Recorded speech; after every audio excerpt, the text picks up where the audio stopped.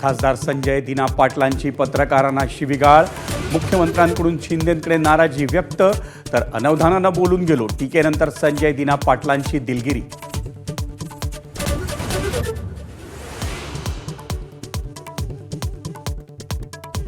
नवी मुंबईत अनधिकृत इमारतींमधील दस्तांची बेकायदा नोंदणी, शासनाचा कोट्यवधींचा महसूल बुडवल्याचा आरोप, वरिष्ठ लिपिक दहिफळेचं सेवेतून निलंबन, मंत्री चंद्रशेखर बावनकुळेंची माहिती.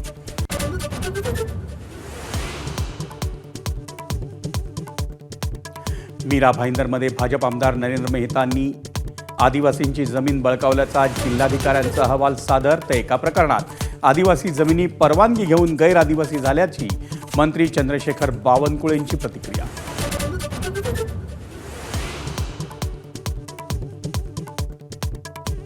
पनवेलमधील डम्पिंग ग्राउंडचा मुद्दा पुन्हा पेटला. कचऱ्यातून निघणारी विषारी द्रव्य तलावात मिसळली जात असल्याचा आमदार विक्रांत पाटलांचा आरोप.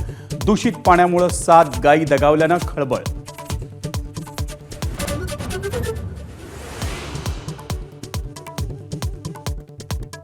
मुंबई लोकलमधल्या मयांक लोहार हत्या प्रकरणात रोशन सुवर्णाला 5 दिवसांची पोलीस कोठडी. लोकलचं दार बंद करण्यावरून झाला होता वाद. रागाच्या भरात हत्या केल्याची आरोपीची कबुली.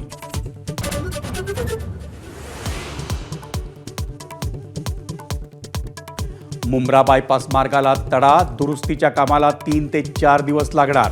ठाणे, भिवंडी, नाशिक आणि गुजरातहून JNPTकडे जाणाऱ्या हजारो जड अवजड वाहनांना वाहतूक कोंडीचा सामना करावा लागणार.